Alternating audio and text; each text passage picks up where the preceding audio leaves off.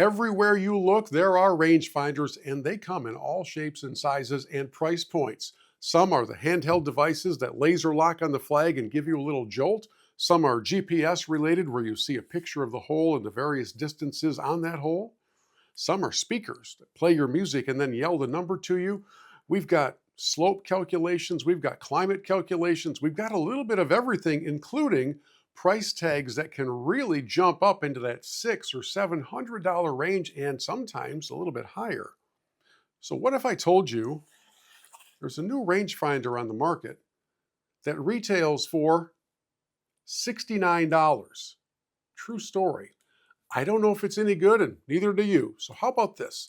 In the moments ahead, we're going to peel off the plastic and take an up-close look and see whether or not a $69 rangefinder can really deliver.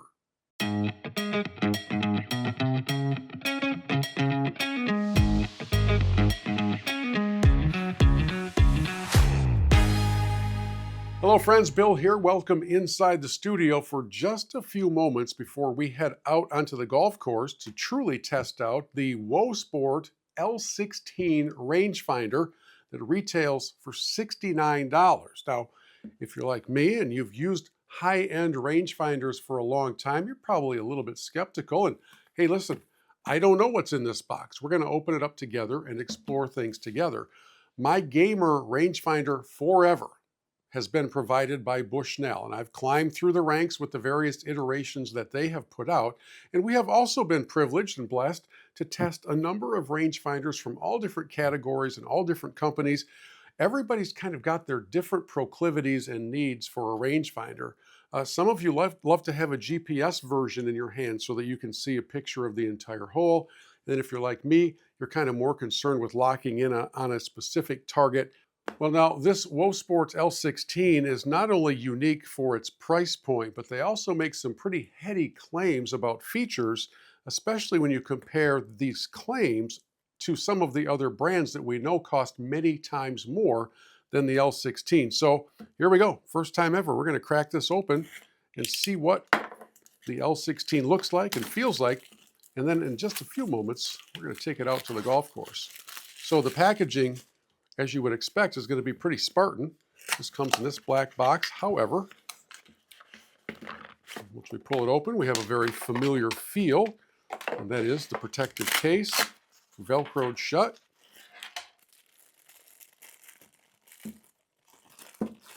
And once we pull out the L16, the first thing I'm kind of checking for is its heft, its feel of stability and sturdiness. And the reality is it does feel pretty sturdy. It's not lightweight. It doesn't feel like it's made out of, really, really cheap plastic. That's a good sign. We don't want to have something come out of the box and it crumbles in your hand right away.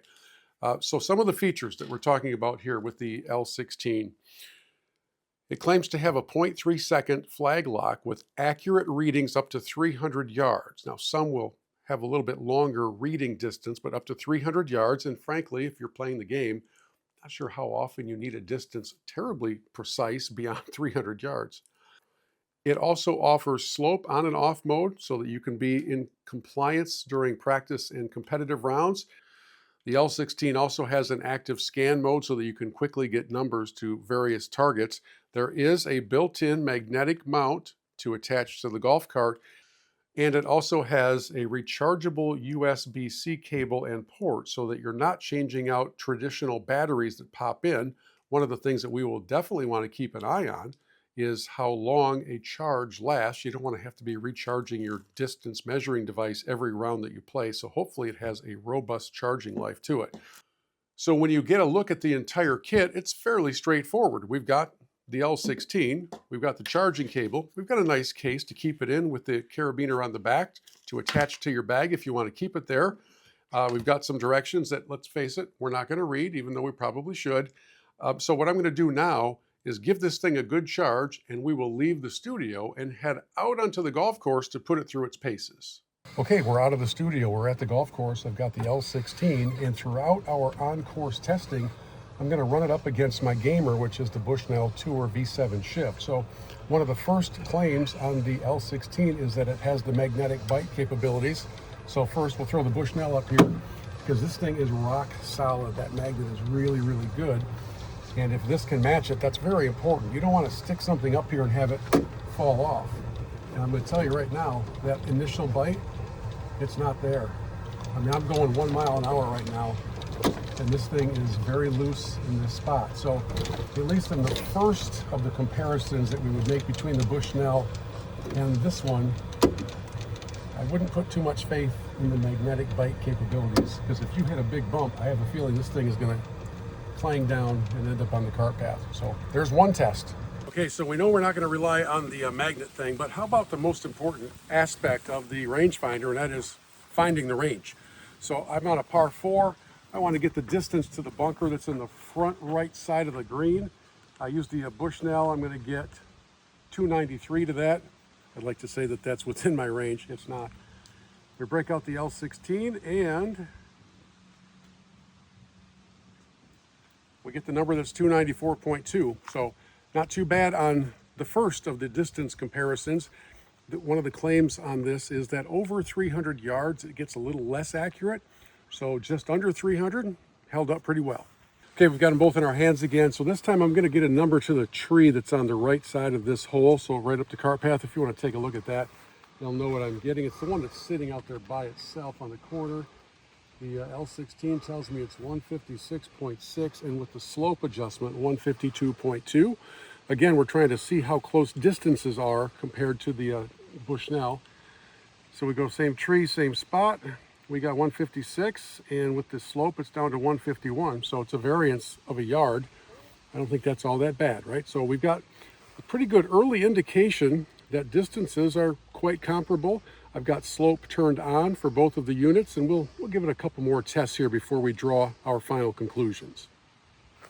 All right, for our final distance test, my buddy Pat, who's riding in the cart with me today. Pat, before you get the number to that tree out there, what is your lifetime experience with rangefinders? I'm a limited user.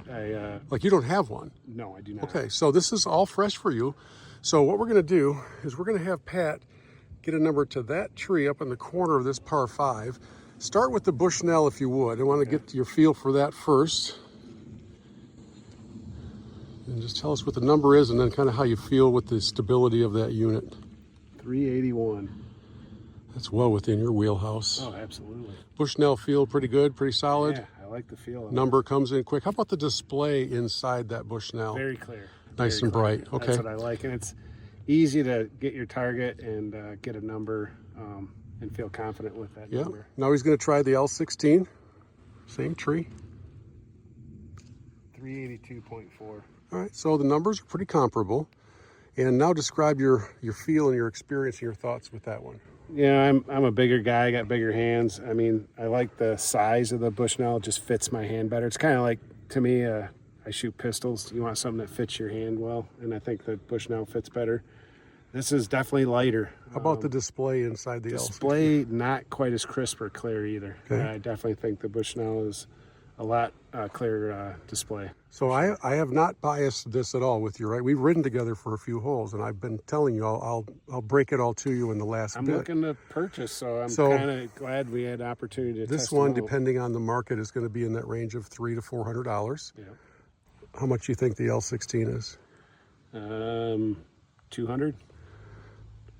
$69. Ooh, that's quite a big difference. So for somebody who really is looking to buy their first rangefinder, you've experienced both sides of both of them, including the price variance. What's your best guess as to the direction you might take? I'd probably lean towards the Bushnell. Yeah. I mean, I know it's more expensive, but it just, I'm a deer hunter, and Bushnells, I'm very familiar with their products, and I had nothing but quality. You have brand awareness with that. Absolutely. Yeah, for sure.